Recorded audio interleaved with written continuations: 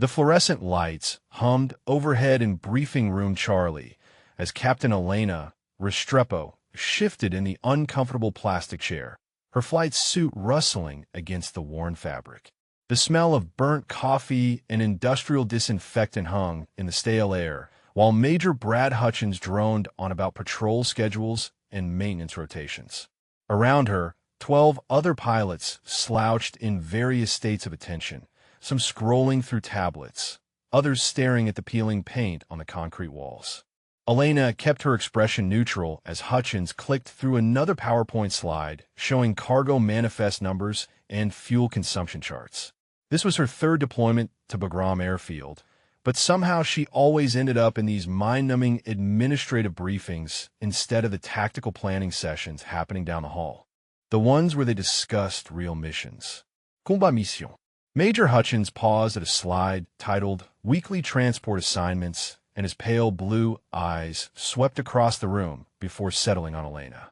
A thin smile played at the corners of his mouth, the kind that never reached his eyes. Transport assignments, Elena thought, as if flying an A-10 Thunderbolt was the same as piloting a cargo plane. Captain Rick Valdez elbowed her gently from the adjacent seat and whispered just loud enough for her to hear. Easy day ahead, Restrepo. Just taxi duty again. Elena's jaw tightened almost imperceptibly. The other pilots called it taxi duty when they flew close air support missions that turn out to be routine patrols. When they spent hours circling overhead while ground forces moved from point A to point B without incident. When they returned to base with full ammunition loads and nothing to show for their flight time, except another line in their logbooks. But Elena knew the difference between taxi duty and real close air support. She had flown both. Major Hutchins clicked to the next slide, and Elena's call sign appeared in the left column under routine patrol coverage. Her assignment was listed as Overwatch Support Grid Sector 7, with a note about maintaining radio contact with ground units conducting reconnaissance operations in the Karengal Valley. Perfect, muttered Captain Danny Torres from somewhere behind her. Send the Girl Scout to watch the real soldiers play Army. A few pilots chuckled quietly. Elena kept her hands folded in her lap and her eyes forward, but her knuckles had gone white. She had learned years ago that reacting only made it worse, that defending herself only confirmed what they already believed about women in combat aviation, that she was too emotional, too sensitive, not built for the pressure. Major Hutchins clicked his laser pointer against the screen. Restrepo, you'll be providing high-altitude observation for a reconnaissance element moving through the valley. Standard comm protocols. Do not engage unless specifically directed by ground control. This is intelligence gathering, not a hunting expedition. Elena nodded once. Understood, sir. The briefing continued with weather reports and communication frequencies, but Elena's mind wandered to the maintenance hangar where her A-10 waited. Aircraft 780665 had been her bird for 8 months now, and she knew every rivet, every system, every quirk in its twin General Electric turbofan engines. The Warthog was not a pretty aircraft. It was built around a 30mm Ju-8 Avenger cannon that could fire 3,900 rounds per minute and turn enemy armor into scrap metal. It could take massive damage and still bring its pilot home. It was designed for one purpose: close air support in contested airspace. But apparently, Elena was only trusted to use it as an expensive surveillance platform. The Major finished his presentation and closed the laptop with a sharp click. Questions? Captain Valdez raised his hand. What about SEAL Team Bravo's extraction operation tomorrow? Who's providing close air support for that? Elena's attention snapped back to the present. She had not heard anything about a SEAL team extraction. Major Hutchins consulted his tablet. That's being handled by the F-16 squadron out of Kandahar. Two-ship formation with full air-to-ground capability. The timeline is still being finalized, but it's definitely outside our area of operations. Elena felt a familiar frustration building in her chest. The F-16s were fast and carried impressive payloads, but they were not designed for close air support. They made single passes at high altitude and high speed.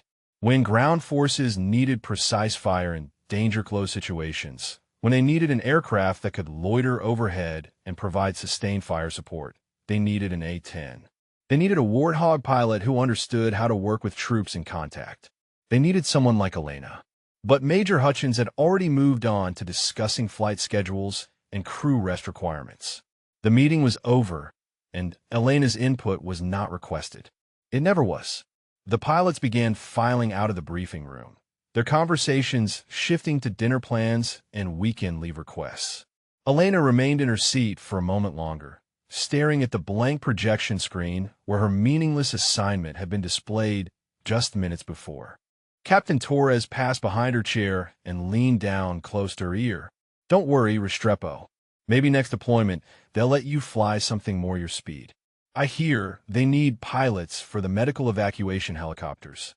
Elena stood slowly and turned to face him. Torres was grinning, clearly pleased with his joke. Several other pilots had paused near the door to watch her reaction. "Medical evacuation is important work," she said quietly. "Saving lives always is." Torres's grin faltered slightly. He had expected anger or embarrassment or some other reaction he could use against her later. Elena's calm response had deflated his moment of superiority. She walked past him toward the door, her flight boots making soft, squeaking sounds against the polished linoleum. As she reached the threshold, she heard Major Hutchins's voice behind her. "Restrepo, remember what I said about engagement protocols. Observation only. Let the real combat pilots handle anything that requires actual shooting." Elena paused in the doorway without turning around. "Yes, sir. Observation only." But as she walked down the corridor toward the flight line, Elena's mind was already running through weapons systems checks and target acquisition procedures. Because she had been in this business long enough to know that reconnaissance missions in the Karangal Valley had a way of turning into something else entirely. And when that happened, when American lives hung in the balance and split-second decisions meant the difference between soldiers coming home or coming home in flag-draped coffins, Elena would be ready. Even if Major Hutchins thought she was just another taxi driver. Elena was halfway through her pre-flight inspection when the first emergency klaxon pierced the morning air. The harsh electronic wail echoed across the flight line, bouncing off hangar walls and sending maintenance crews scrambling toward covered positions. She looked up from the A-10's starboard engine intake, her hands still clutching the inspection checklist. The klaxon meant troops in contact. Americans under fire. Senior Airman Marcus Webb jogged toward her from the crew chief station, his tool belt jangling with each step. "Captain, we just got word from the tower. SEAL Team Bravo is in heavy contact about 60 clicks northeast of here. They're requesting immediate close air support." Elena's pulse quickened. The SEAL extraction operation Major Hutchins had mentioned yesterday. The one assigned to the F-16 squadron from Kandahar. She glanced at her watch. 0730 local time. The mission must have started early. "What's the status on the Kandahar birds?" she asked, though she suspected she already knew the answer. Webb's expression was grim. "Mechanical issues, ma'am. One bird is completely down with engine problems, and the other developed hydraulic leaks during pre-flight. They're looking at a minimum 2-hour delay, possibly more." Elena felt her stomach drop. 2 hours was a lifetime when Special Operations Forces were pinned down by enemy fire. She looked back at her A-10, sitting ready on the tarmac with a full load of 30mm ammunition and 2 AGM-65 Maverick missiles. Aircraft 780665 was mission-ready. She was mission-ready.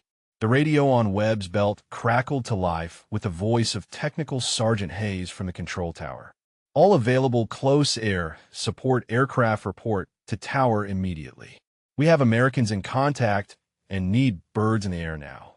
Elena was already moving toward the cockpit ladder when Major Hutchins's voice boomed across the flight line. "Restrepo, where do you think you're going?" She turned to see him striding toward her, his face flushed with anger and exertion.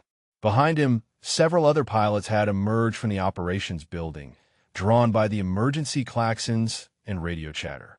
"Sir, SEAL Team Bravo needs immediate close air support, and I'm the only pilot with a mission-ready aircraft," Elena said, keeping her voice level despite the adrenaline coursing through her system. Major Hutchins stopped directly in front of her, close enough that she could smell the coffee on his breath. "You are not authorized for combat operations, Captain. Your clearance is for reconnaissance and observation only." Elena's jaw tightened. "Sir, with respect, American lives are at stake.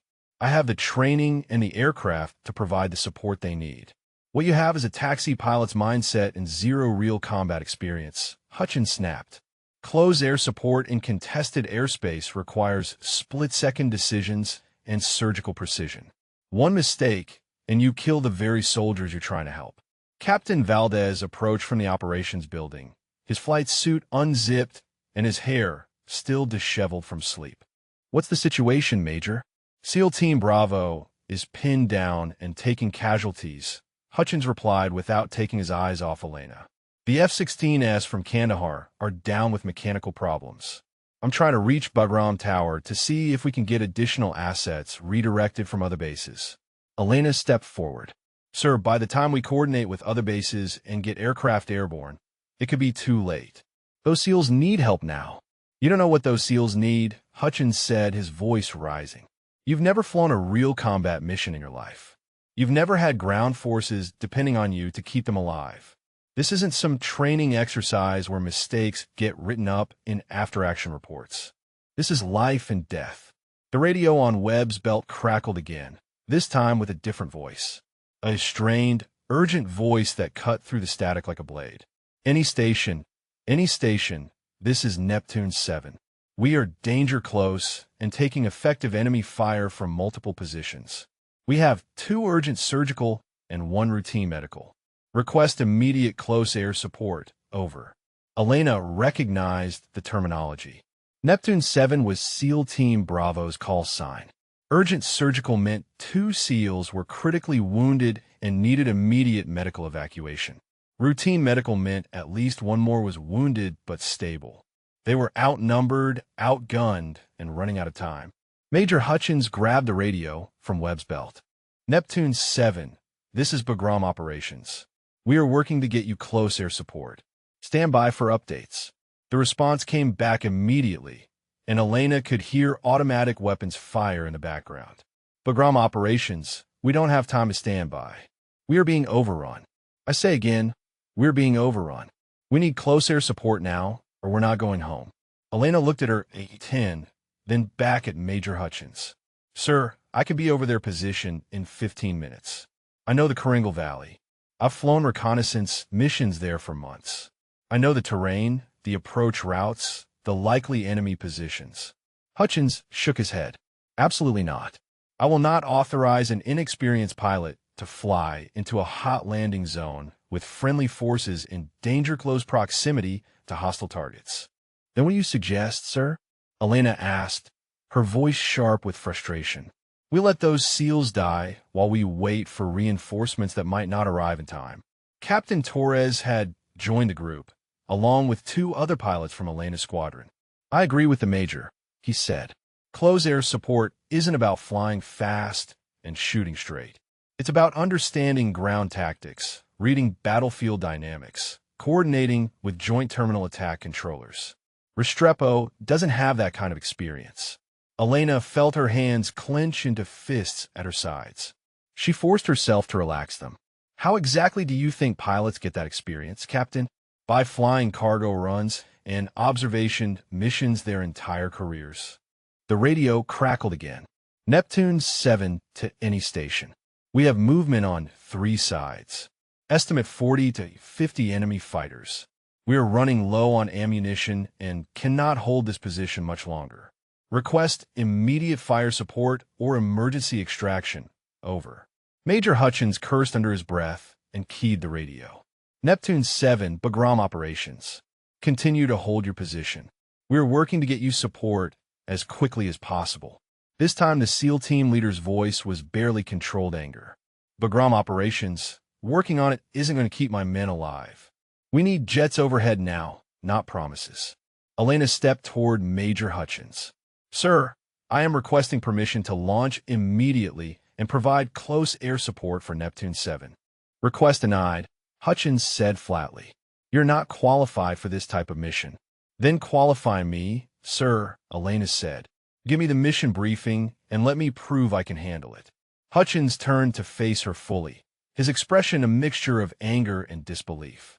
Captain Restrepo, you seem to be under the impression that this is some kind of training exercise where you get to practice your skills. This is real combat, real bullets, real American blood being spilled while we stand here arguing. Elena met his gaze without flinching.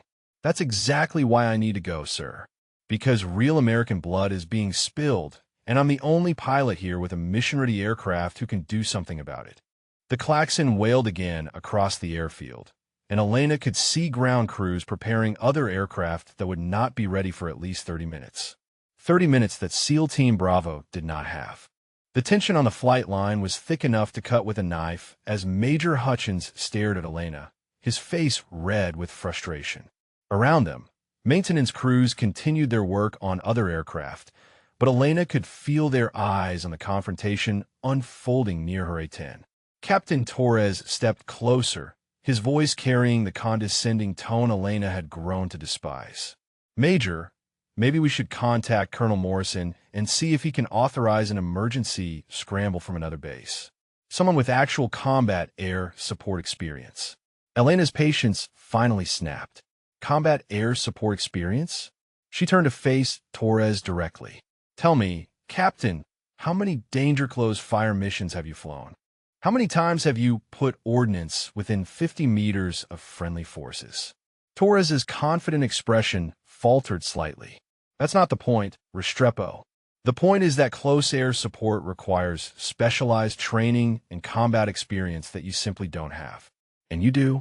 Elena shot back. When was the last time you flew anything other than routine patrols and training sorties? Before Torres could respond, the radio crackled again with Neptune 7's increasingly desperate voice. Any station, this is Neptune 7. We have enemy forces advancing on our position from the north and east. Estimate 2 minutes before they reach effective small arms range. We are critically low on ammunition and have no egress route available. Major Hutchins grabbed the radio. Neptune 7, Bagram operations. Can you reach the alternate extraction point we briefed yesterday? The response was immediate and grim. Negative, Bagram operations. Alternate extraction point is compromised. We have eyes on at least 20 enemy fighters between our position and the LZ. We need close air support to clear a path, or we're not making it out of here. Elena watched Major Hutchins's face as the reality of the situation sank in. The SEAL team was trapped, wounded, and running out of options. Every minute they delayed meant a higher chance that American Special Operations Forces would be killed or captured. Sir, Elena said quietly, I know you have concerns about my experience, but those men are going to die if we don't act now. I have a mission-ready aircraft, and I know I can help them. Hutchins shook his head stubbornly. What you have is good intentions and no practical experience with combat air support. Do you have any idea what it's like to coordinate fire missions when friendly and enemy forces are intermixed? Do you understand the split-second timing required to provide effective suppressive fire without hitting your own people? Elena's voice remained steady despite the anger building inside her. No, sir, I don't have that specific experience. But I do understand weapons systems, target acquisition, and flight dynamics. I understand that those SEALs need help, and I'm the only pilot here who can provide it right now. Captain Valdez, who had been quiet during the exchange, finally spoke up. Major, what if we give her a joint terminal attack controller to coordinate the fire missions? Someone on the ground who can talk her through the engagement procedures? Torres scoffed. A JTAC can't teach someone how to fly combat air support over the radio. Rick, this isn't a video game where you can restart if you make a mistake. Elena felt her frustration reaching a boiling point. She had spent years proving herself as a pilot, years dealing with attitudes like Torres's, years being relegated to meaningless missions while male pilots with the same level of experience were given combat assignments. And now, when American lives were literally hanging in the balance, she was still being treated like a child who couldn't be trusted with adult responsibilities. The radio crackled again, but this time the transmission was broken and filled with static. Neptune 7 to station, taking heavy fire. Need immediate. Casualties mounting.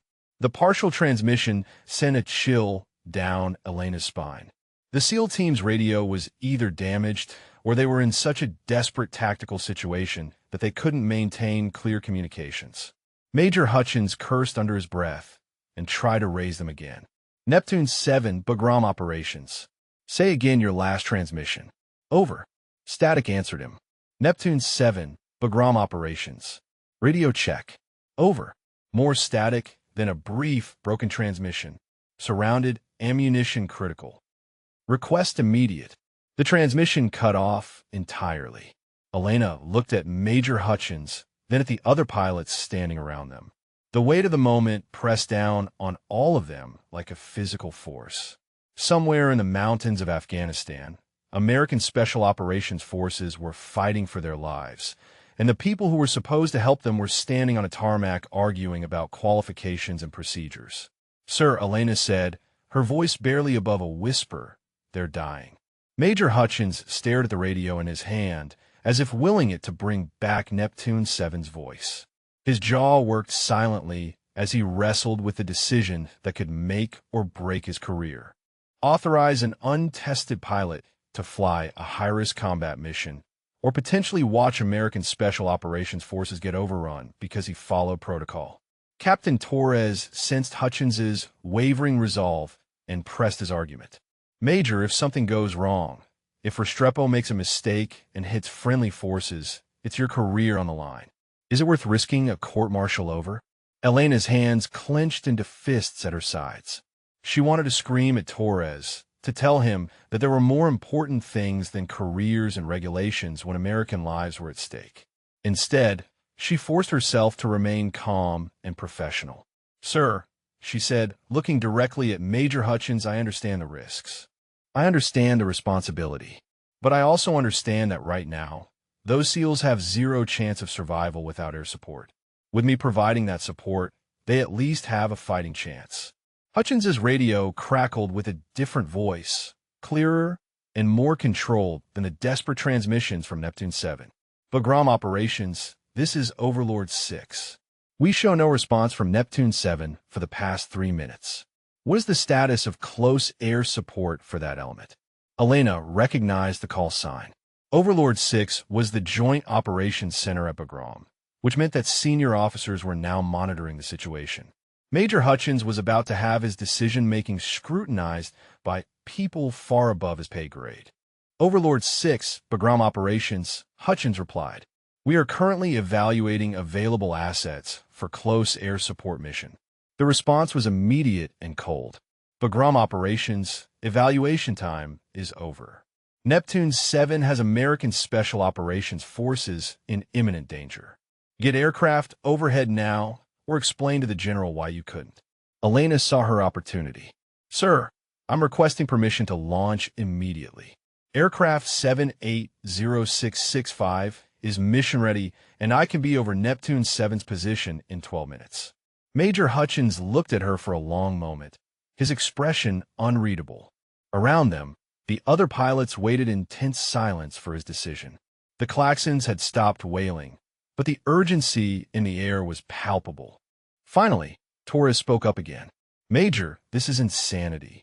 You're going to authorize a pilot with zero combat experience to fly into a contested airspace with American ground forces in danger-close proximity to enemy positions?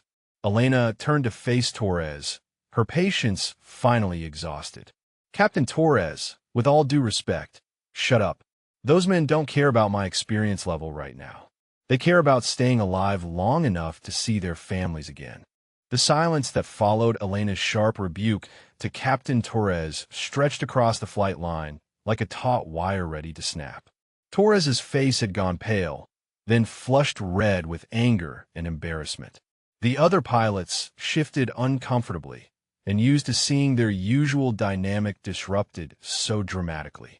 Major Hutchins's radio crackled again before anyone could respond. Bagram Operations, this is Overlord 6.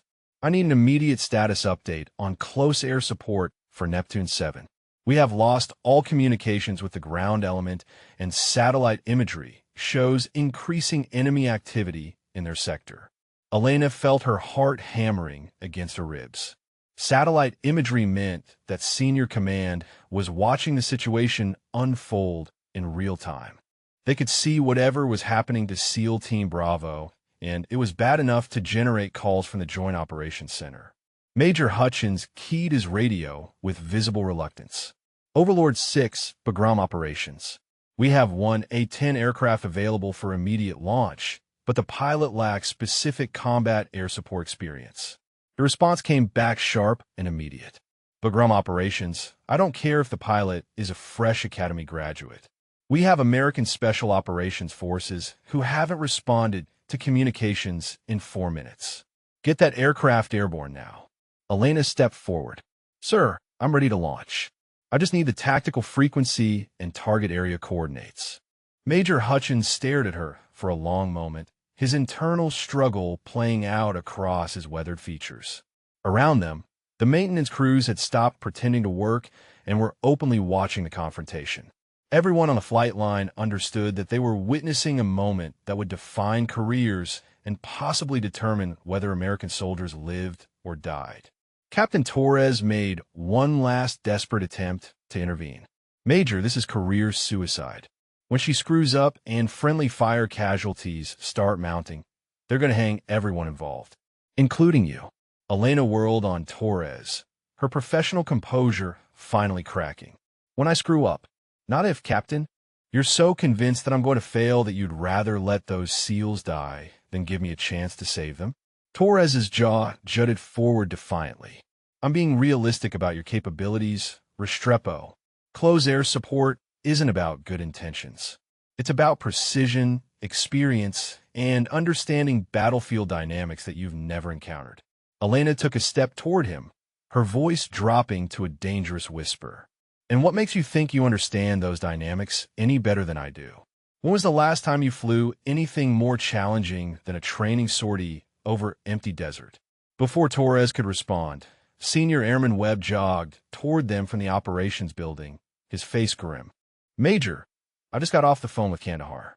Their maintenance chief says both F-16S are down hard. Engine replacement on one, complete hydraulic system rebuild on the other. They're looking at 12 to 18 hours minimum before either aircraft is mission ready. The news hit the group like a physical blow. 18 hours was an eternity when measured against the lifespan of special operations forces under enemy fire. Elena could see the calculation playing out in Major Hutchins's eyes. No other air support was coming. It was her A-10 or nothing. Major Hutchins's radio crackled again, this time with a different voice. Bagram Operations, this is Eagle Base. We've been monitoring Neptune 7's frequency.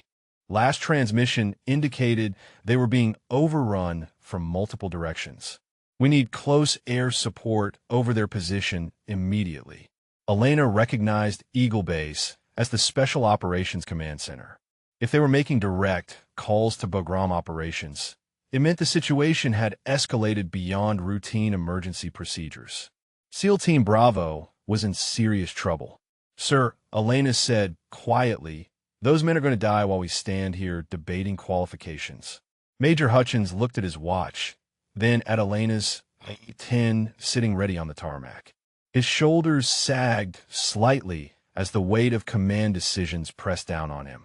I could lose my career over this, he said, more to himself than to anyone else.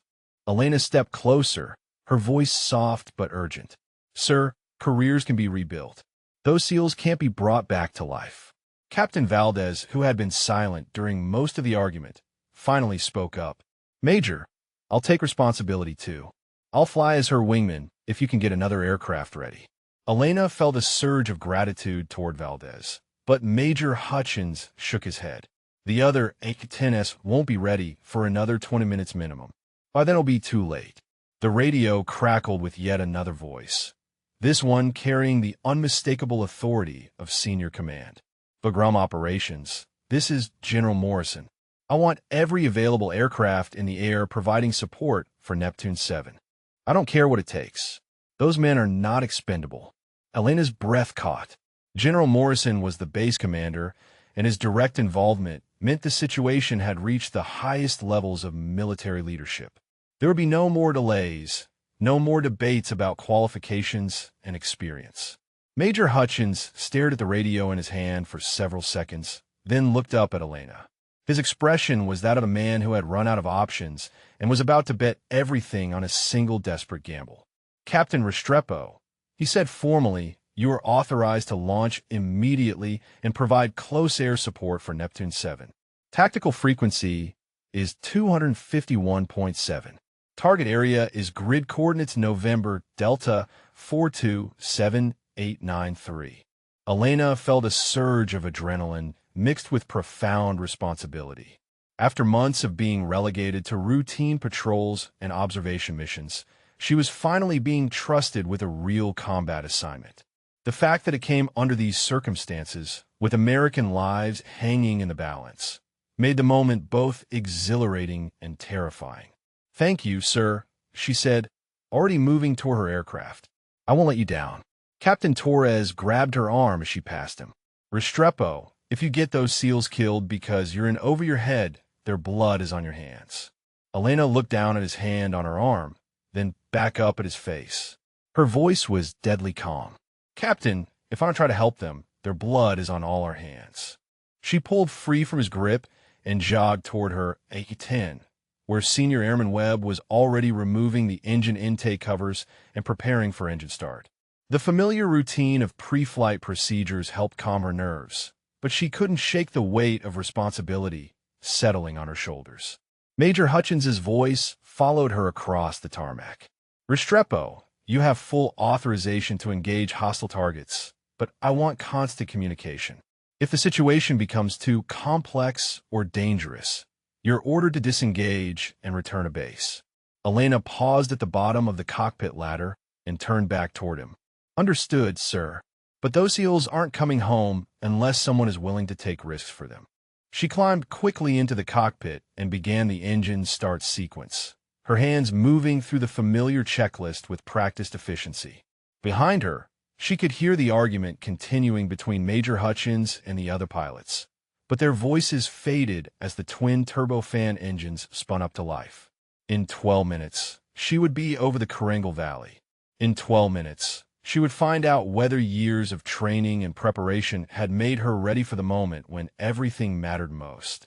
The twin General Electric turbofan engines of Elena's A-10 roared to life with their distinctive high-pitched whine, drowning out the voices of the pilots still arguing on the tarmac behind her. She ran through the engine startup checklist with practiced efficiency, her hands moving across switches and instruments while her mind focused on the mission ahead. "Tower, Hog 78 requesting immediate taxi and takeoff clearance for emergency close air support mission," she transmitted over the radio. "Hog 78, Tower. You're cleared to taxi runway 09. Winds light and variable. Priority takeoff clearance granted. Good hunting." Elena released the parking brake and advanced the throttles, feeling the familiar vibration of the Warthog as it rolled forward across the concrete taxiway.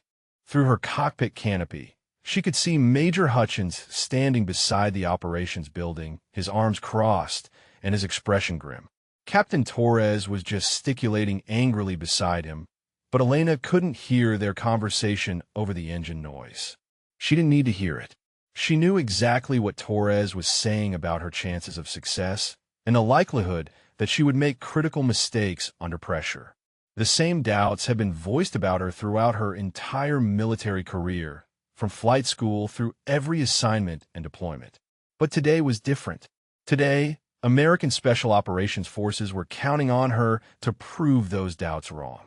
Elena reached the end of the taxiway and ran through her pre-takeoff checklist with methodical precision.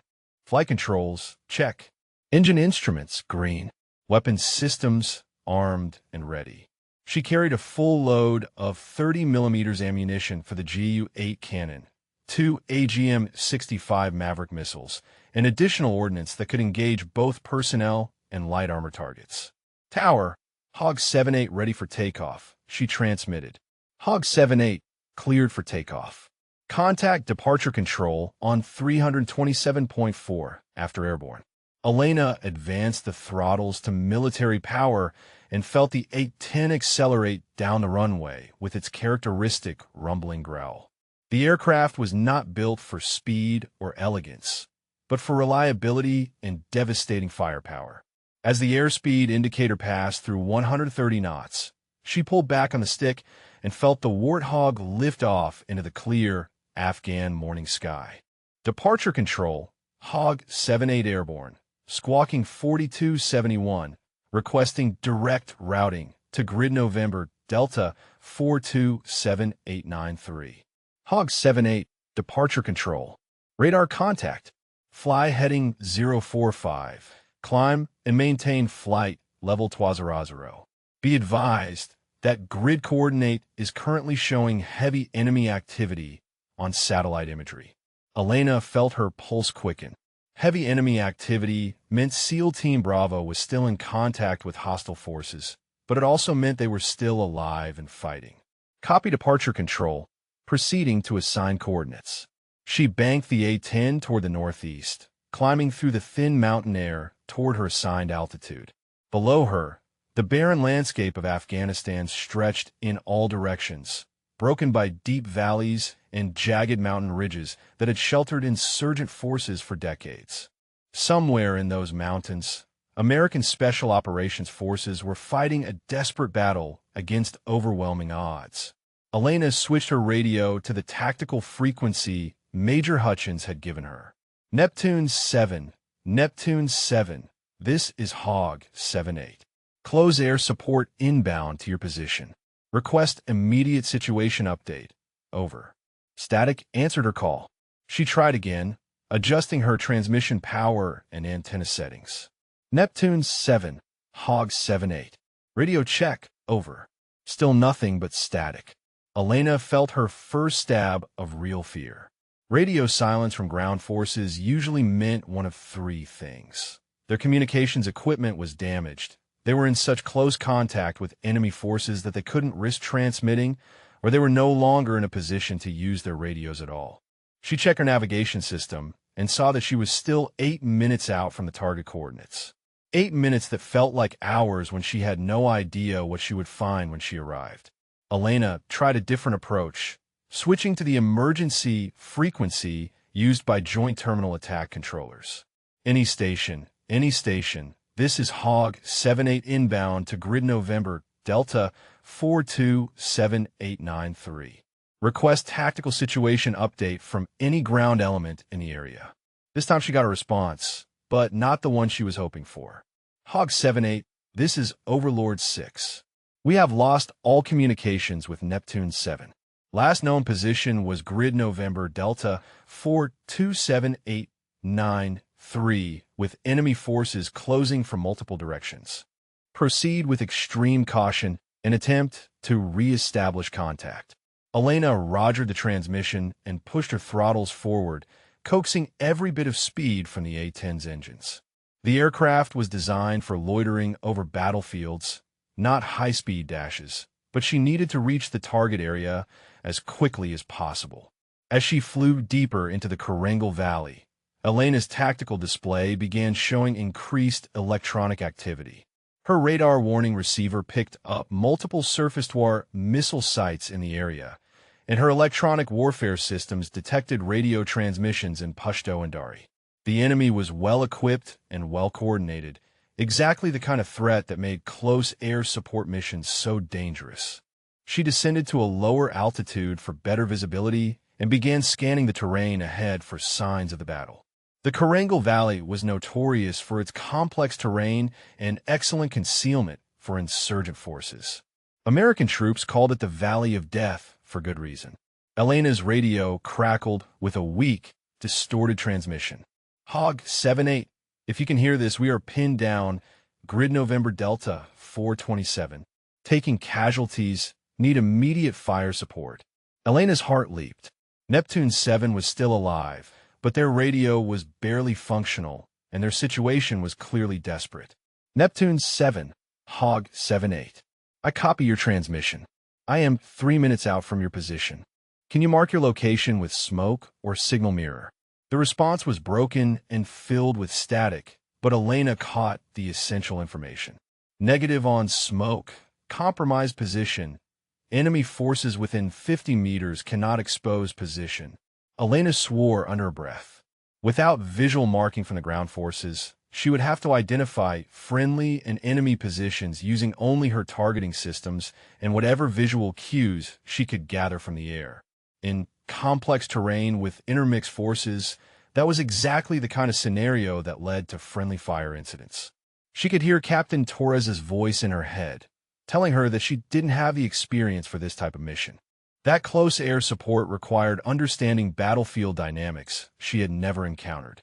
That one mistake could kill the very soldiers she was trying to help. Elena pushed those thoughts aside and focused on her mission.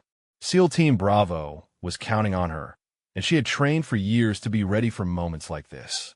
Her hands moved across the weapons control panel, arming her targeting systems and preparing to engage hostile forces. 2 minutes out from the target area, Elena began her descent toward the battlefield. Through her cockpit canopy, she could see smoke rising from several locations in the valley below, and her keen eyes picked out muzzle flashes from automatic weapons scattered among the rocky outcroppings.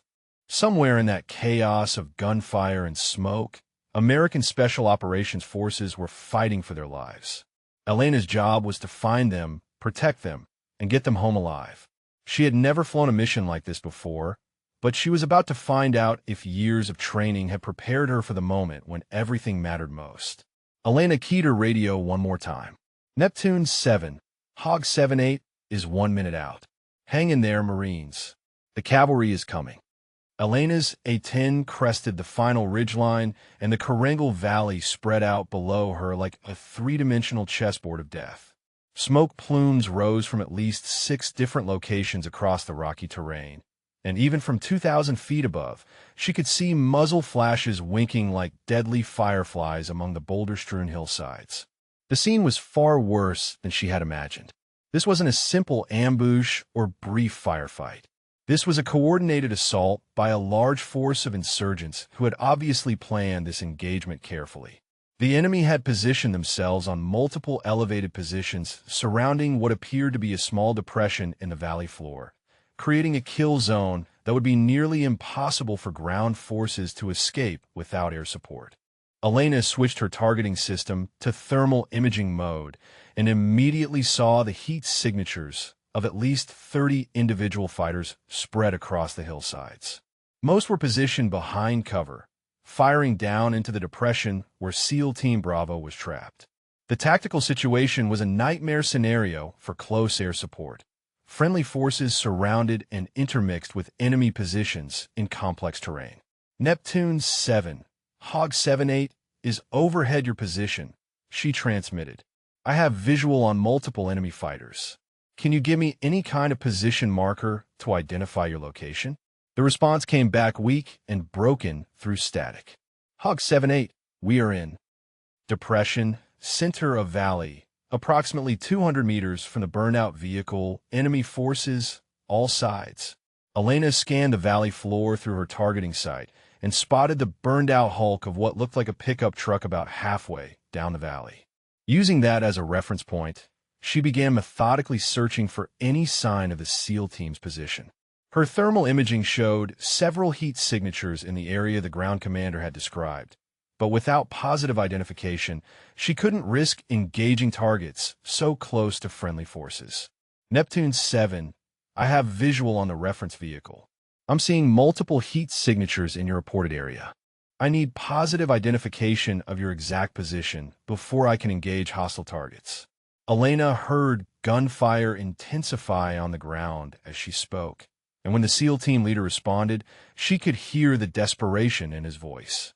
Hog 7-8, we cannot mark our position without exposing ourselves to enemy fire. We have 2 urgent surgical, 1 routine, running critically low on ammunition. Elena felt sweat beading on her forehead despite the air conditioning in her cockpit. The ground commander was telling her that 2 of his men were dying, they were almost out of ammunition, and they couldn't reveal their position without getting themselves killed. Meanwhile, She had a 30mm cannon and precision missiles at her disposal, but using them without positive target identification could result in friendly fire casualties. This was exactly the scenario Captain Torres had warned about. The kind of impossible tactical situation that required experience and split-second decision-making she had never been tested on before. Elena forced herself to take a deep breath and think through the problem methodically. She had thermal imaging showing heat signatures across the battlefield. She had the approximate location of friendly forces based on their radio communication. And she had years of training in target identification and weapons employment. Neptune 7, standby, she transmitted. I'm going to make a low pass to get better visual identification of the tactical situation. Elena pushed her stick forward and descended toward the valley floor, reducing her altitude to 800 feet. At this height, she was well within range of small arms, fire, and man-portable air defense systems, but she needed to get close enough to distinguish between friendly and hostile forces. As her A-10 swept over the battlefield, automatic weapons fire erupted from multiple positions on the hillsides. Green tracer rounds streaked past her cockpit, and she heard the distinctive crack of bullets passing close to her aircraft. The enemy had definitely seen her and was trying to drive her away from the battlefield. But the low pass had given Elena the information she needed. Through her cockpit canopy, she had caught a glimpse of 4 figures in what looked like American military uniforms huddled behind a cluster of large rocks near the valley floor. More importantly, she had seen muzzle flashes from insurgent positions that were clearly firing toward those rocks. Elena pulled up sharply and banked into a tight, climbing turn, plotting her first attack run. She had identified at least 3 enemy positions on the eastern hillside that posed the most immediate threat to the SEAL team's location. Neptune 7, I have visual on your approximate position, and I'm identifying hostile targets for engagement. Stay down and maintain your current cover. Roger that, Hog 7-8 came to reply. We'll keep our heads down. Elena rolled into her attack run, lining up on the first target, a cluster of insurgents positioned behind a large boulder about 300 meters uphill from the SEAL team's position. Her targeting computer locked onto the coordinates and displayed firing solutions for both her cannon and missiles. She selected the 30mm GU-8 cannon for the initial engagement. The massive weapon was perfect for suppressing personnel targets in rocky terrain, and its high rate of fire would allow her to adjust her aim if the first bursts were off target. Elena squeezed the trigger and felt the familiar vibration as the 7-barrel Gatling gun spun up and began firing. The distinctive BRRRT sound echoed across the valley as 30mm depleted uranium rounds tore into the rocky hillside where the insurgents were positioned. Dust and rock fragments exploded upward from the impact area, and the muzzle flashes from that position immediately ceased. One target down, but Elena could see insurgents moving to new positions even as she pulled out of her attack run. The enemy was experienced and well-trained, adapting quickly to the presence of close air support. Her radio crackled with Neptune 7's voice, and for the first time since arriving overhead, the SEAL team leader sounded hopeful. Hog 7-8, good hits on target. We're seeing enemy fighters breaking contact from the eastern slope. Can you engage the positions on the northern ridge? Elena scanned the northern ridge through her targeting system and immediately spotted more insurgents moving between covered positions. These fighters were further from the SEAL team's location, which gave her more freedom to employ her weapons without risking friendly fire. Neptune 7, I have visual on targets along the northern ridge. Engaging now. She rolled into another attack run, this time selecting one of her AGM-65 Maverick missiles for the engagement. The precision-guided weapon would be more effective against insurgents using prepared fighting positions in the rocky terrain. Elena locked onto a cluster of heat signatures behind what appeared to be a prepared fighting position and fired the missile. The Maverick streaked away from her aircraft and impacted the target area with devastating effect, sending rock and debris cascading down the hillside. The effect on the battlefield was immediate and dramatic. Elena could see insurgents retreating from positions all along the northern ridge, and the volume of fire directed toward the SEAL team's position dropped significantly. But her tactical display was still showing enemy movement on the western and southern approaches to the valley.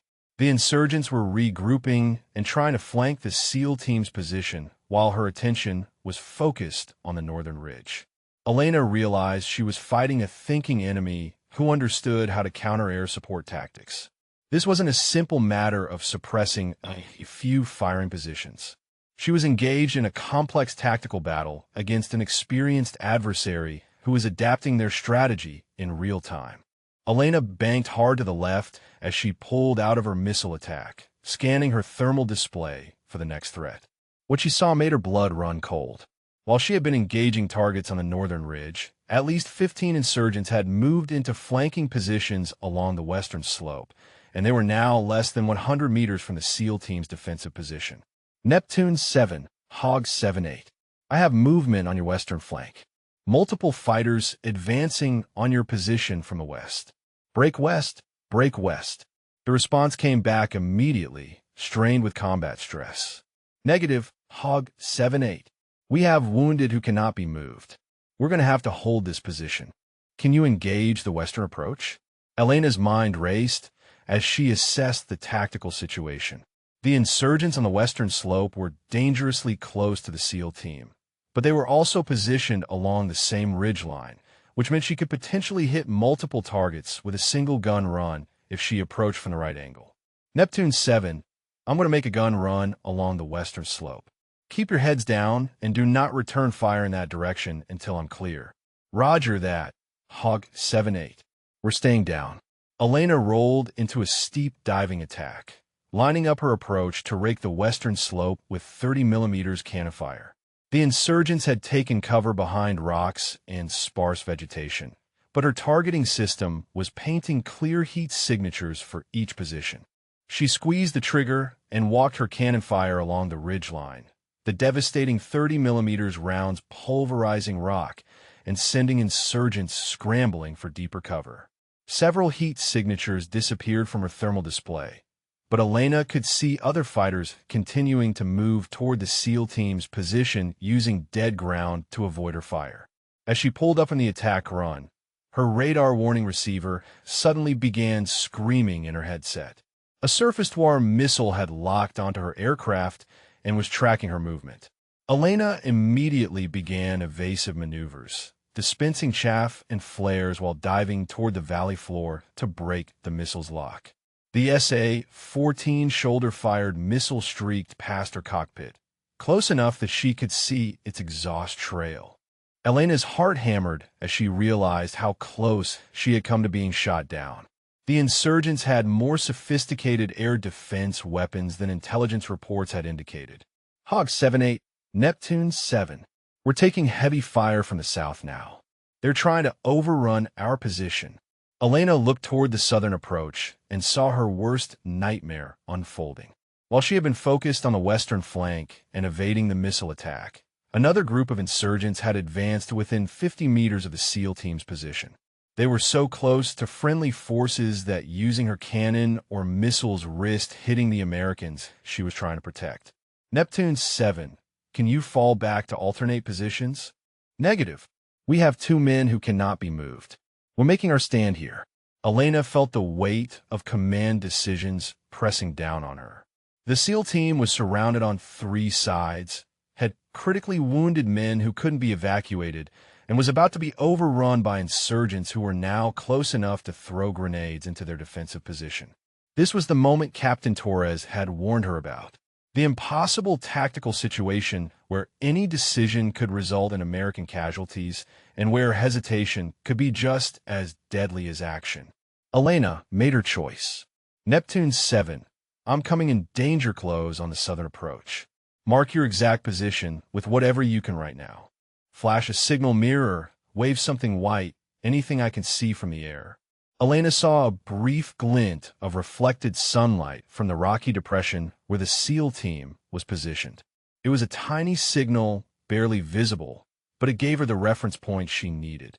She rolled into the most dangerous attack run of her military career, diving toward insurgent positions that were less than 50 meters from American Special Operations Forces. At this range, any error in judgment or slight miscalculation could result in friendly fire casualties that would haunt her for the rest of her life. Elena selected her cannon and set it for maximum precision firing mode. Instead of the long bursts she had used against distant targets, she would need to fire short, controlled bursts with surgical accuracy. The insurgents on the southern approach were clearly visible through her targeting sight, advancing in a coordinated assault toward the SEAL team's position. Elena could see muzzle flashes from their automatic weapons and caught glimpses of fighters moving between covered positions. She lined up her first target and squeezed the trigger for exactly 1 second, sending a short burst of 30mm rounds into a cluster of insurgents who had taken cover behind a fallen tree. The explosive impacts silenced their position immediately. Elena adjusted her aim and fired another precise burst at insurgents advancing along a shallow gully, then banked hard to avoid ground fire while assessing the results of her attack. Neptune 7, how copy on those strikes? Elena held her breath waiting for the response. If she had miscalculated the range, or if her rounds had impacted too close to friendly forces, she would know it immediately from the ground commander's report. Hog 7-8, outstanding. Direct hits on hostile positions. The southern assault has been stopped. You just saved our lives. Elena felt a surge of relief and pride, but her tactical display was still showing enemy movement in multiple locations around the valley. The insurgents were persistent and well-equipped, and they weren't giving up despite taking significant casualties from her air attacks. Her radio crackled with a transmission from Overlord 6 back at Bagram. Hog 7-8, Overlord 6. We're showing heavy enemy activity in your area. What's your ammunition status? Elena checked her weapons display and felt her stomach drop. She had expended one of her 2 Maverick missiles and nearly 40% of her 30mm ammunition. At her current rate of expenditure, she had enough ordnance for perhaps 10 more minutes of sustained combat.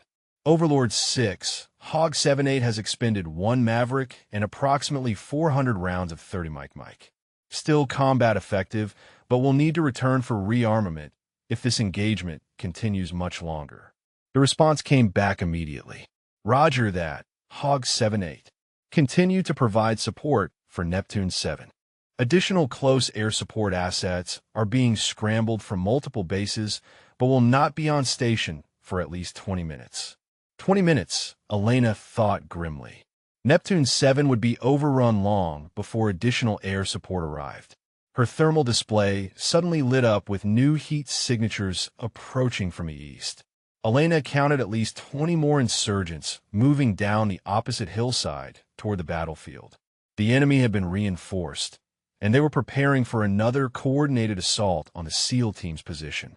Neptune 7, Elena transmitted, "This is Hog 7-8. I have visual on approximately 20 additional hostile fighters approaching from the east. It looks like they're preparing for another coordinated assault on your position."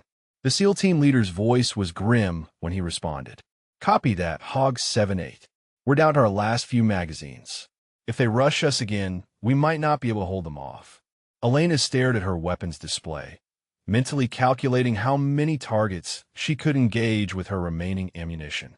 The mathematics of combat were unforgiving, and the numbers didn't look good for Neptune 7's chances of survival. Elena watched in growing alarm as the insurgent reinforcements spread across the eastern hillside in what was clearly a coordinated tactical formation. These weren't hastily assembled fighters responding to an opportunity. This was a well-trained unit executing a planned assault designed to overwhelm the SEAL team through superior numbers and coordinated fire. Her radio crackled with Neptune 7's increasingly desperate situation reports. Hog 7-8, we count at least 40 enemy fighters now in positions around our perimeter.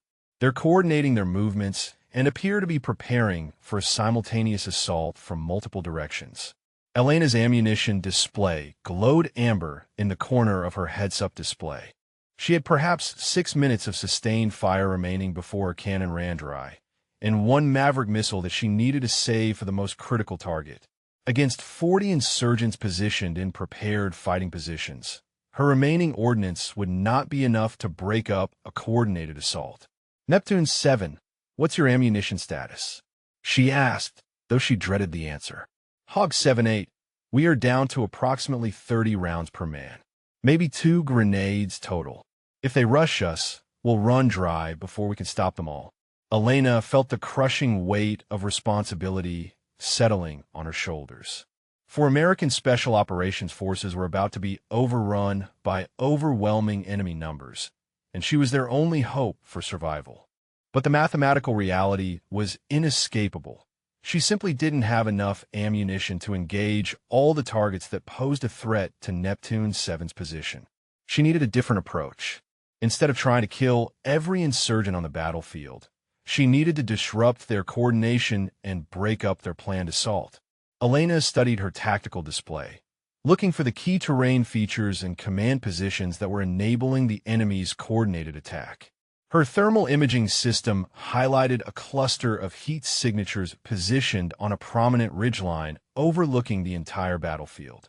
Unlike the other insurgent positions, these fighters weren't actively engaging the SEAL team. Instead, they appeared to be observing the tactical situation and coordinating the movements of other units. Elena had found the enemy command element. Neptune 7, I'm going to engage what appears to be an enemy command position on the eastern ridge. This should disrupt their coordination and buy us some time. She rolled into an attack run against the ridgeline position, selecting her remaining Maverick missile for the engagement.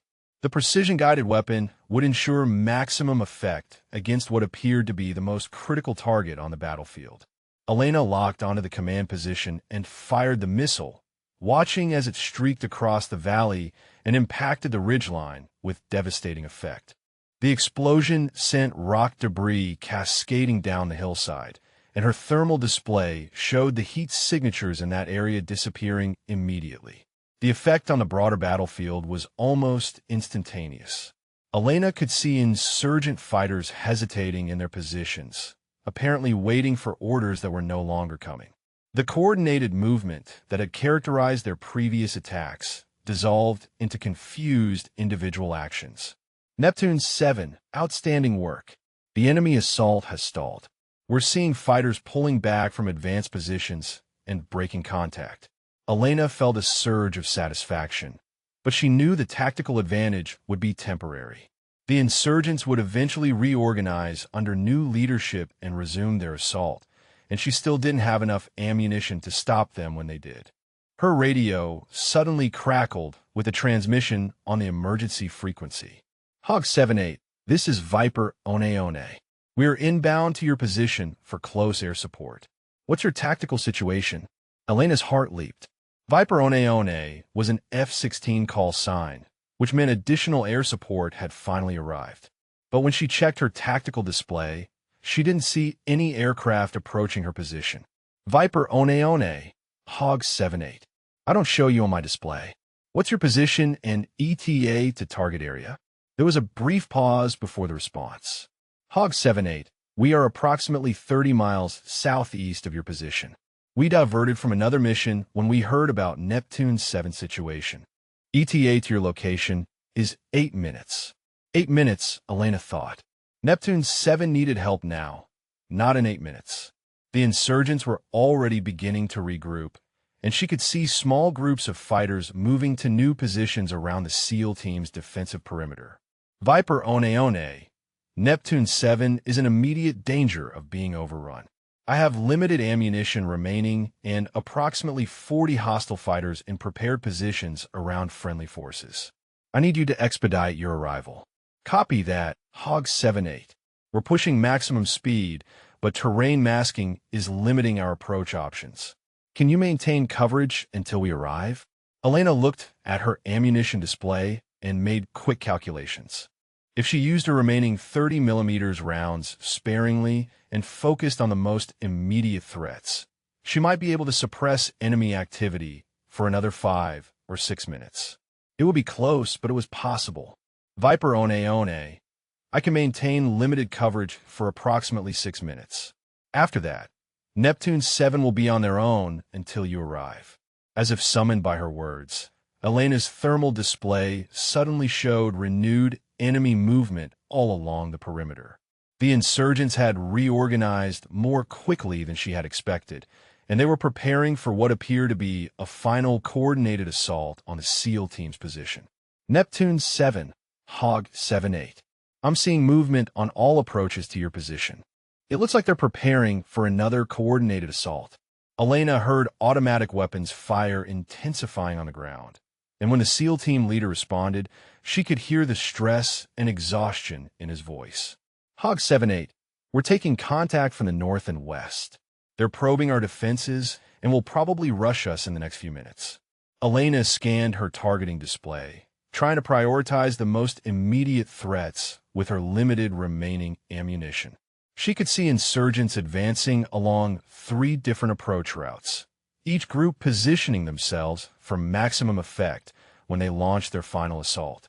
The insurgents on the northern approach were closest to Neptune 7's position and posed the most immediate threat. Elena rolled into an attack run against their position, firing short, precise bursts of 30mm ammunition that scattered the advancing fighters but didn't stop their overall movement toward the SEAL team. As she pulled out of the attack run, Elena saw muzzle flashes erupting from insurgent positions on the western slope. The fighters she had engaged earlier were resuming their advance, taking advantage of her focus on the northern threat. Elena's ammunition counter dropped into the red zone. She had perhaps 2 minutes of sustained fire remaining, and the insurgents were closing on Neptune 7's position from multiple directions simultaneously. Her radio crackled with Viper One's voice. Hog 7-8, Viper One is 5 minutes out. Can you mark hostile positions with smoke or laser designation? Elena wanted to laugh bitterly. She was flying alone over a complex battlefield with multiple threats, try to protect trapped American forces with almost no ammunition remaining. And now she was being asked to provide target designation for aircraft that were still 5 minutes away. Viper One, I'm fully engaged, trying to keep Neptune 7 from being overrun. I cannot provide target marking at this time. Elena rolled into another attack run, this time targeting the insurgents advancing along the western approach. Her 30mm rounds tore into their positions, but she could see other fighters continuing to advance even as their companions fell. Her ammunition counter hit 0 on the cannon display. Elena stared at the indicator in disbelief. Her primary weapon was empty, and Neptune 7 was still under attack from multiple directions. She had no more missiles, no more cannon rounds, and no way to provide the fire support that was keeping the SEAL team alive. Neptune 7, Hog 7-8, is Winchester on 30 Mike. She transmitted, using the military term for being out of ammunition. I have no more ordnance available. The silence that followed her transmission seemed to stretch forever. Elena stared at her empty ammunition display as the reality of the situation sank in. She was flying over a battlefield where American Special Operations Forces were about to be overrun, and she had no weapons left to help them. Her A-10 had been reduced to nothing more than an expensive observation platform, while Neptune 7 fought for their lives on the ground below. The silence on the radio stretched on until Neptune 7's voice crackled through her headset, tight with controlled desperation. Hog 7-8, did you say Winchester on all ordnance? Elena forced herself to key the radio and deliver the words that felt like a death sentence. Neptune 7, affirm. I have expended all ammunition and missiles. Viper One is inbound, but still 4 minutes out. She could hear automatic weapons fire intensifying on the ground, and her thermal display showed insurgent fighters advancing on the SEAL team's position from 3 directions. Without air support to suppress their movement, the enemy was becoming increasingly aggressive in their assault. Copy that, Hog 7-8, the SEAL team leader replied after a long pause. Thanks for everything you've done for us. We'll try to hold out until the cavalry arrives. Elena felt something break inside her chest. The professional resignation in the ground commander's voice told her everything she needed to know. Neptune 7 was preparing to make their final stand, and they didn't expect to survive it. But as Elena watched the insurgents closing in on the trapped Americans, something shifted in her mind. The voice of doubt that had plagued her throughout her career, the uncertainty about her abilities and experience, suddenly fell silent. In its place was a cold, calculating tactical awareness that she had never fully acknowledged before. Elena had been thinking about this engagement all wrong. She had been trying to fight it like a training exercise, methodically engaging targets and following established procedures. But this wasn't a training exercise, and the insurgents weren't following any rules. Neither would she. Elena banked her A-10 into a steep diving turn and headed straight toward the largest concentration of insurgent fighters on the eastern slope.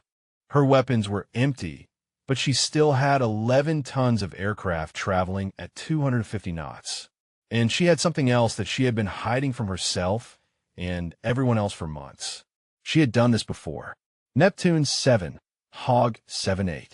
I'm going to try something unconventional. When I tell you to move, grab your wounded and run for the burned-out vehicle. Don't stop. Don't look back. Just run. Elena dove toward the insurgent positions at an angle that would take her directly over their heads at less than 100 feet altitude. The roar of her twin engines at that altitude would be deafening, and the psychological effect of an A-10 making a high-speed pass directly overhead would be devastating to fighters who had never experienced close air support from that perspective. As she streaked over the insurgent positions, Elena could see fighters diving for cover and scrambling to get away from what they assumed was an incoming strafing run. The fact that she wasn't firing didn't matter. The insurgents couldn't know that her weapons were empty, and their survival instincts took over when 11 tons of warplane roared past their heads. Elena pulled up sharply and immediately rolled into another attack run, this time targeting the western slope where insurgents had been advancing on Neptune 7's flank. Again, she dove to minimum altitude and thundered over their positions, using her aircraft itself as a psychological weapon. Neptune 7, move now. Head for the vehicle. Elena could see 4 figures breaking from cover and running across the valley floor toward the burnout truck, one of them limping badly and being supported by his teammates. The insurgents were still scrambled from her aggressive passes, but they would recover quickly and realize she wasn't actually shooting at them. Elena needed to buy the SEAL team more time.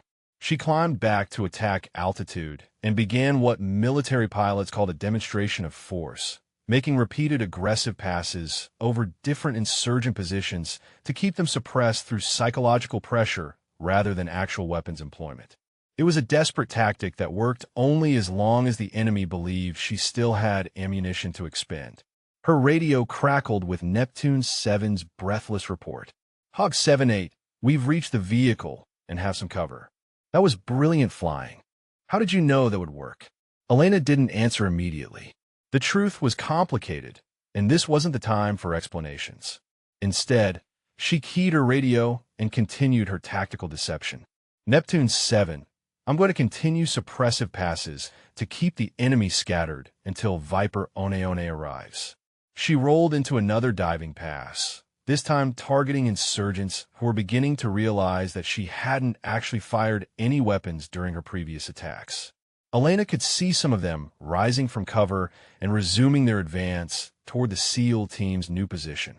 That's when her radio crackled with a transmission that made her blood run cold. Hog 7-8, this is Viper One. We have a problem. We're showing multiple surface-to-air missile sites active in your area, and our mission commander is directing us to maintain standoff distance until they can be suppressed. We cannot provide danger-close support with SAM threats active. Elena felt her heart sink.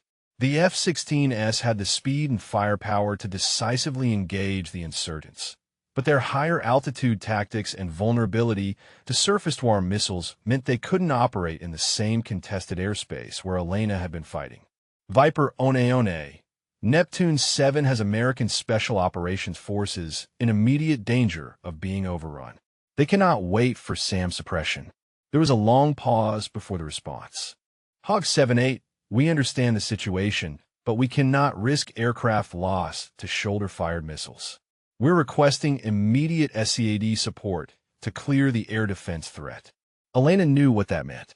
Suppression of enemy air defenses would require additional aircraft and coordination that could take 30 minutes or more. Neptune 7 would be dead long before the F-16S could safely enter the battle space. She was still the only air support available to the trapped SEAL team, even though she had no weapons left to help them.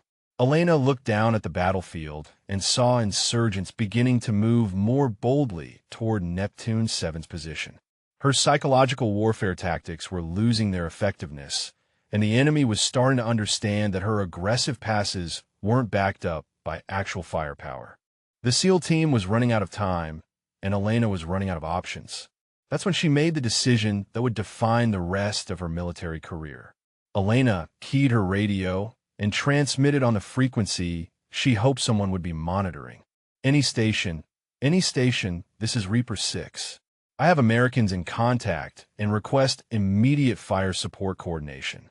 The use of her old call sign sent a shock wave through the radio spectrum that she felt more than heard. Reaper 6 was a name that carried weight in special operations circles, and using it now would have consequences she couldn't fully predict. But Neptune 7 was worth the risk. Elena banked her A-10 toward the insurgent positions and began her final approach, preparing to use tactics she had hoped never to employ again. The response to Elena's transmission came back immediately, and the voice that answered carried the unmistakable authority of Special Operations Command. Reaper 6, this is Overlord 6. Confirm your identity and current tactical situation. Elena felt years of carefully constructed anonymity crumbling around her as she keyed the radio. Overlord 6, Reaper 6, confirming identity. I have 4 American Special Operations personnel in immediate danger of being overrun. Grid November Delta 427893. Approximately 30 hostile fighters in prepared positions. I am Winchester on all ordnance, but maintaining psychological suppression until additional support arrives. There was a long pause before Overlord 6 responded, and when the voice came back, it carried a mixture of disbelief and recognition. Reaper 6, this is General Morrison. Is this really Captain Elena Restrepo from the 354th Fighter Squadron? Elena closed her eyes briefly, knowing that using her combat call sign had just revealed everything she had been trying to keep hidden since arriving at Bagram. Yes, sir. This is Captain Restrepo, currently providing close air support for Neptune 7.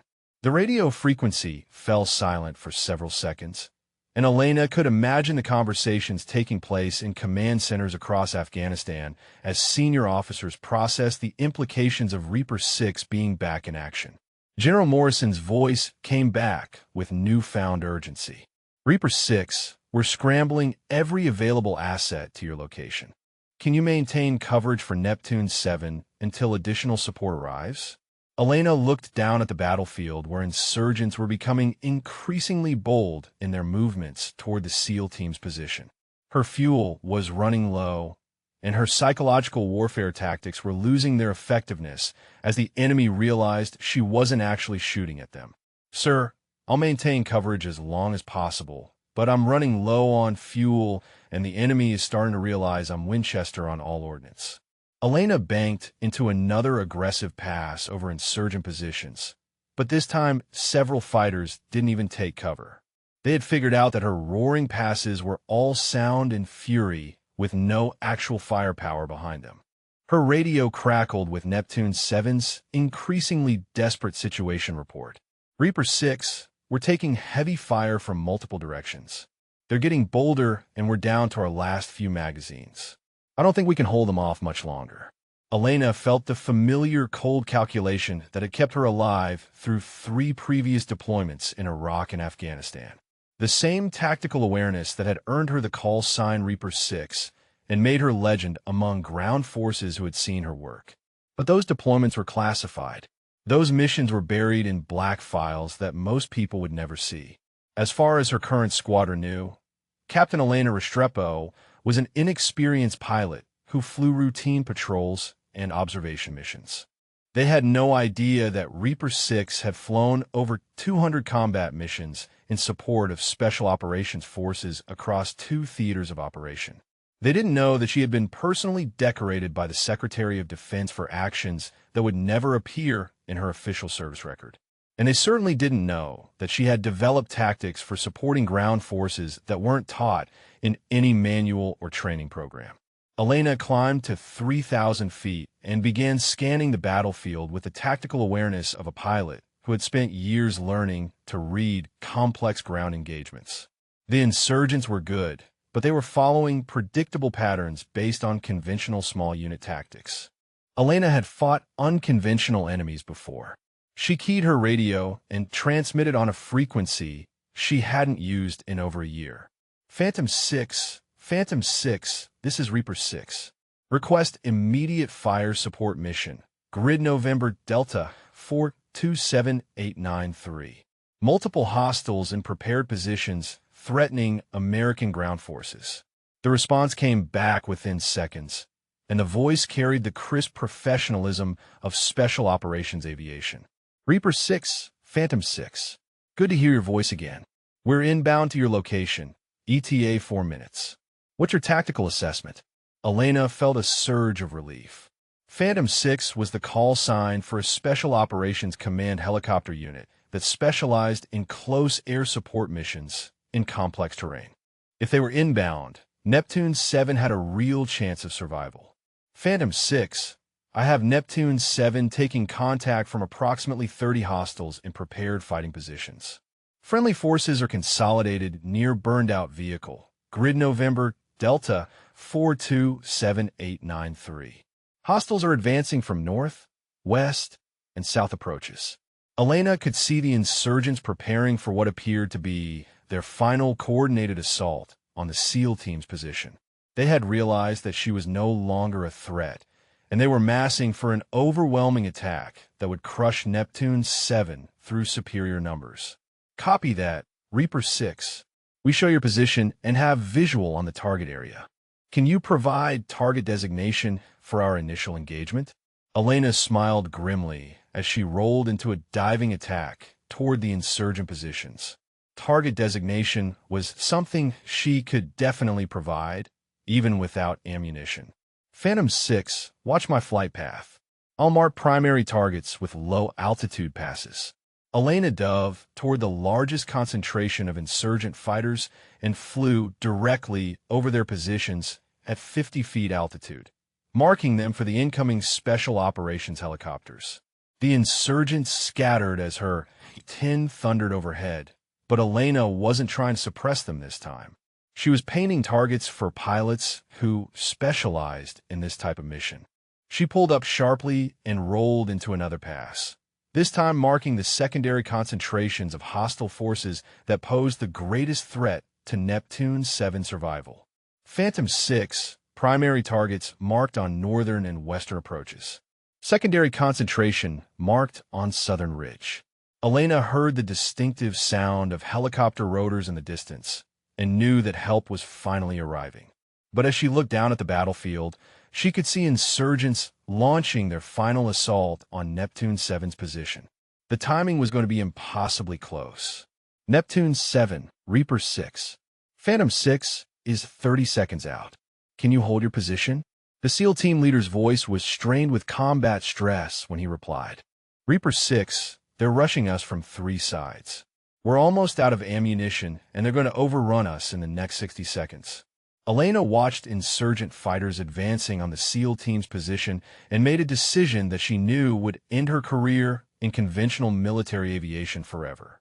She pushed her throttles to full military power and dove her A-10 toward the insurgent assault, not pulling out of her dive until she was less than 20 feet above their heads. The roar of her engines at that altitude was deafening, and the psychological shock of having 11 tons of aircraft pass directly overhead caused the entire insurgent assault to falter. But Elena wasn't finished. She pulled into a vertical climb and rolled inverted, diving back toward the insurgent positions in a maneuver that violated every safety regulation and tactical procedure she had ever been taught. The insurgents broke and ran. Elena's radio crackled with Phantom 6 transmission. Reaper 6, Phantom 6 is engaging hostile targets. Break left and climbed to avoid our fire. Elena banked hard left as she heard the sound of 20mm cannon fire echoing across the valley. The special operations helicopters had arrived, and they were systematically destroying the insurgent positions that threatened Neptune 7. The sound of Phantom 6 20mm cannons echoed across the Karengal Valley like thunder as the special operations helicopters systematically destroyed insurgent positions that had threatened Neptune 7 for the past hour. Elena climbed to safe altitude and watched the masterful display of close air support coordination between the helicopter crews and the trap SEAL team. Within minutes, the concentrated insurgent assault had been broken apart by precision fire from aircraft specifically designed for this type of mission. Elena could see surviving enemy fighters retreating into the deeper mountains, abandoning their dead and wounded in positions that had been pulverized by sustained helicopter gun runs. Reaper 6, Neptune 7, the SEAL team leader transmitted, his voice heavy with exhaustion and relief. Phantom 6 has cleared all immediate threats from our position. We are secure and preparing for medical evacuation of our wounded. Elena felt a profound sense of relief wash over her as she realized that all 4 members of Neptune 7 had survived the engagement. The mission that had started with desperate radio calls for help had ended with American Special Operations Forces alive and preparing to return home to their families. Reaper 6, Phantom 6, came the voice of the Special Operations Helicopter Commander. Outstanding work coordinating this engagement. Neptune 7 would not have survived without your initial suppression and target designation. It's good to have you back in action. Elena keyed her radio with mixed emotions. The successful mission filled her with professional pride, but she knew that revealing her identity as Reaper 6 would have consequences that extended far beyond this single engagement. Phantom 6, thank you for the support. Neptune 7 was worth the risk. Elena began her flight back to Bagram Airfield, her fuel gauges showing that she had pushed her aircraft close to minimum reserves during the extended engagement.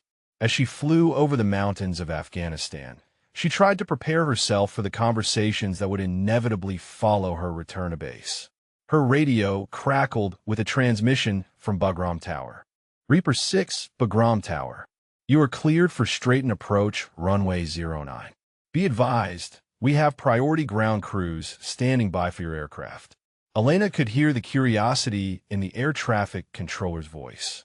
News of Reaper 6 return to action had obviously spread through the base communication networks, and everyone would be watching when she landed. As Elena descended through the pattern and lined up for landing, she could see an unusual amount of activity on the flight line. Multiple vehicles were positioned near her parking area, including what appeared to be staff cars that suggested senior officers were waiting for her arrival.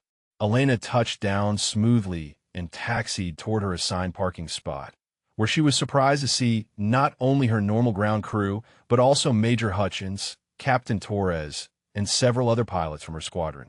They were standing alongside officers she didn't recognize, including at least 2 full colonels and what appeared to be a general officer. Elena shut down her engines and completed her post-flight checklist, taking extra time to ensure everything was properly documented.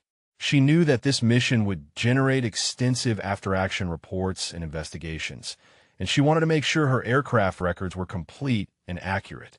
Senior Airman Webb was waiting at the bottom of her cockpit ladder when she finally climbed down from the aircraft. "Captain," he said quietly, "I think there are some people who want to talk to you." Elena nodded and walked toward the group of officers waiting near the operations building. Major Hutchins stepped forward first, his expression a mixture of confusion, embarrassment, and grudging respect. "Captain Restrepo," he said formally, "I need to debrief this mission immediately. But before we do that, I think you owe me an explanation about your actual combat experience and qualifications." Elena looked at the faces surrounding her and saw the same mixture of emotions reflected in each one. Captain Torres in particular looked as if his entire worldview had been fundamentally challenged by the events of the past few hours. "Sir," Elena replied carefully, "my previous combat experience is classified at levels above my current security clearance to discuss."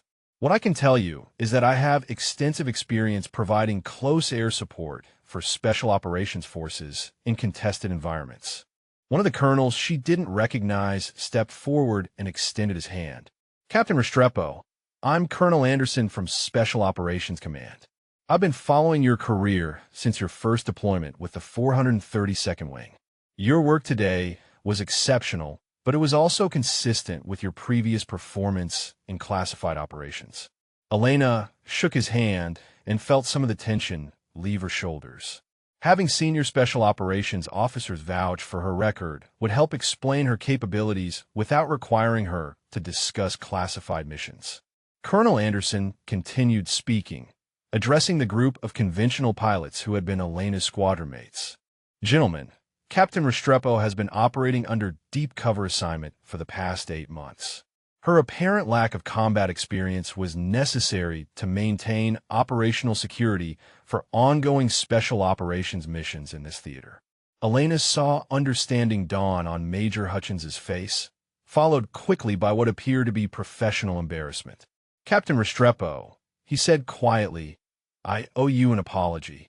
I made assumptions about your capabilities based on incomplete information, and I nearly cost American lives because of those assumptions.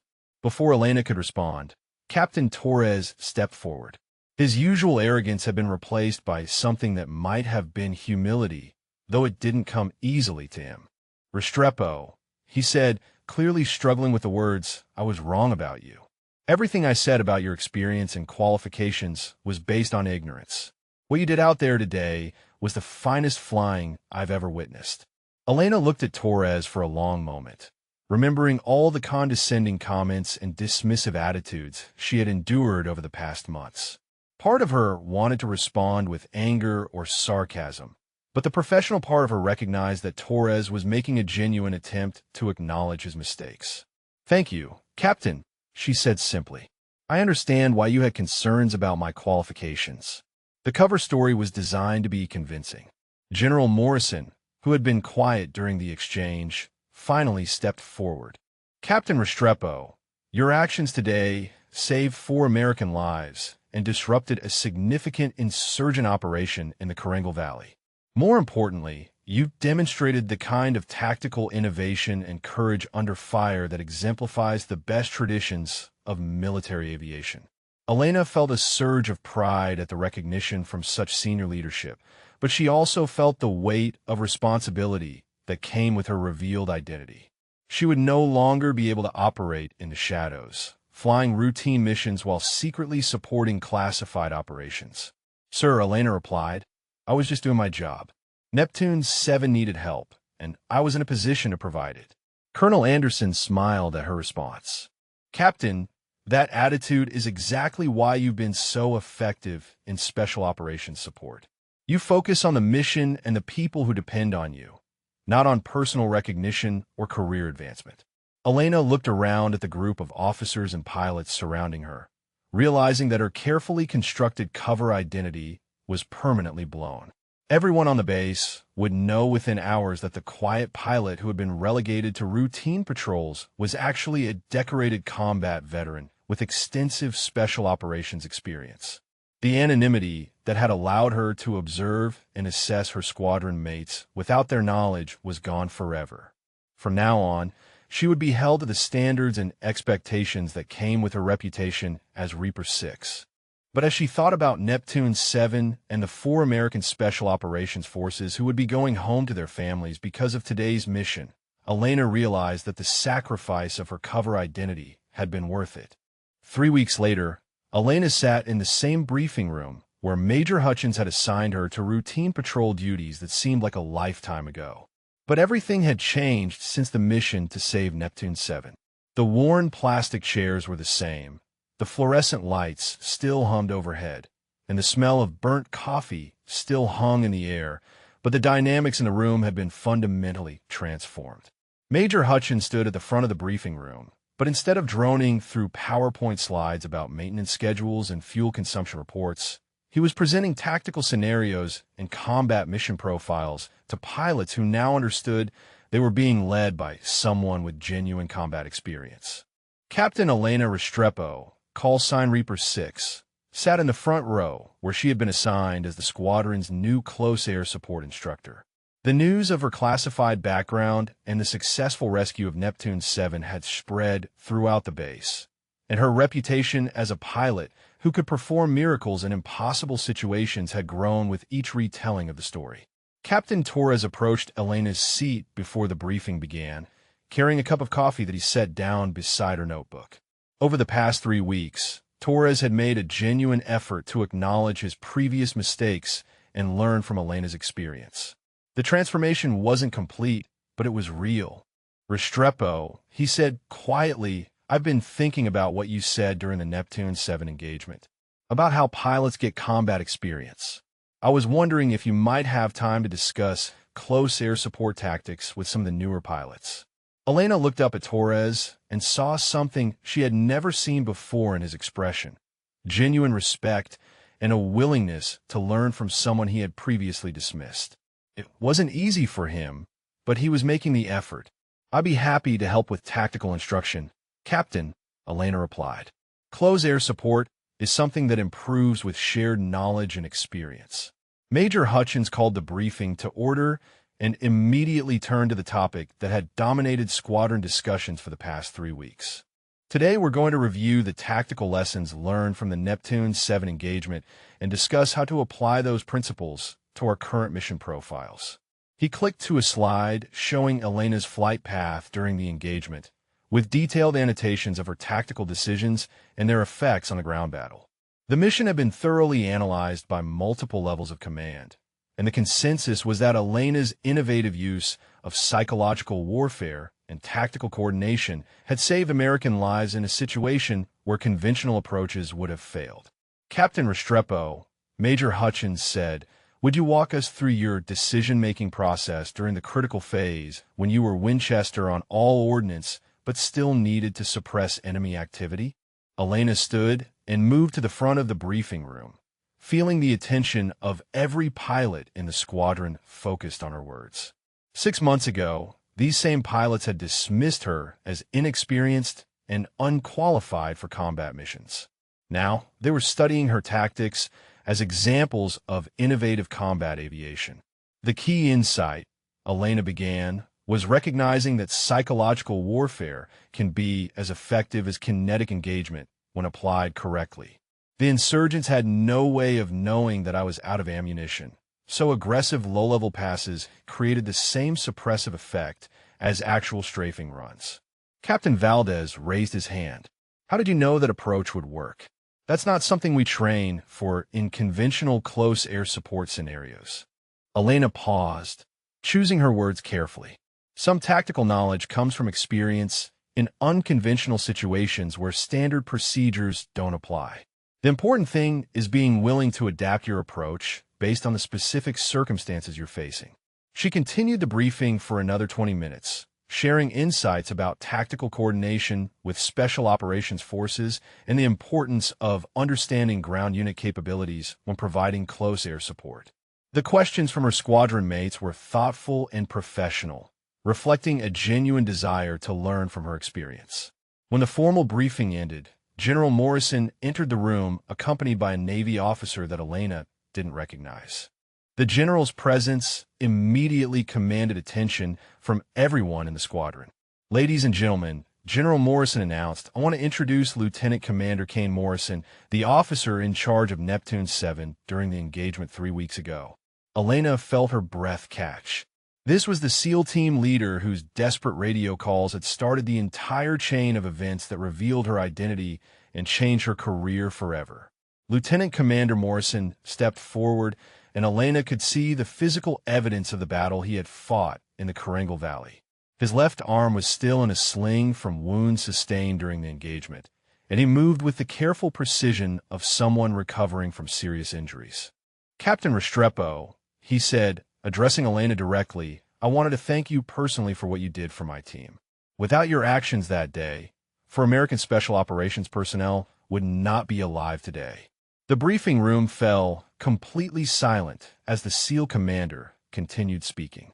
"Your tactical innovation under impossible circumstances, your willingness to take risks when our lives were on the line, and your refusal to abandon us when conventional support wasn't available exemplify everything we hope for in close air support aviation. Elena felt emotions she had been suppressing for 3 weeks suddenly threatened to overwhelm her professional composure. Hearing directly from one of the men whose life she had saved made the abstract concept of mission success intensely personal. "Commander," she replied, "your team's courage under fire was what made the mission possible. I just provided the support you needed to get home." Lieutenant Commander Morrison smiled and extended his good hand toward Elena. "Captain, in special operations we have a saying. Courage is not the absence of fear, but action in spite of fear. What you did that day, flying into contested airspace with no ammunition and finding ways to keep us alive through pure determination and tactical innovation, was the definition of courage." General Morrison stepped forward as the SEAL commander finished speaking. "Captain Restrepo, based on your actions during the Neptune 7 engagement and your overall contributions to Special Operations Aviation, you are hereby awarded the Distinguished Flying Cross for heroism and extraordinary achievement in aerial flight." Elena felt tears threatening at the corners of her eyes as the magnitude of the recognition sank in. The Distinguished Flying Cross was one of the highest decorations available to military aviators, and receiving it in front of her squadron mates was validation of everything she had worked toward throughout her career. Major Hutchins approached Elena as the formal ceremony concluded. "Captain," he said quietly, "I owe you more than an apology. I owe you a promise that no pilot in this squadron will ever again be judged by anything other than their demonstrated capabilities and commitment to the mission." Elena shook his hand and saw in his expression the genuine transformation that had taken place throughout her squadron.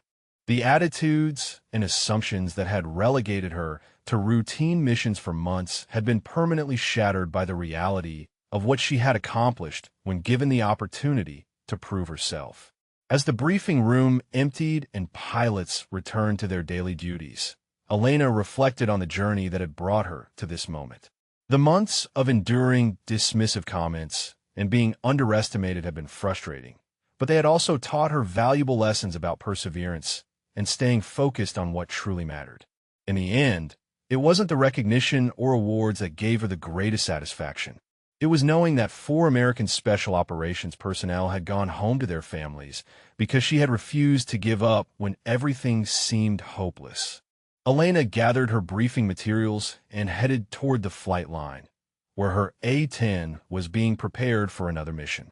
But this time, she would be flying as the pilot everyone knew her to be, Reaper 6, a decorated combat veteran whose courage and skill had saved American lives in impossible circumstances.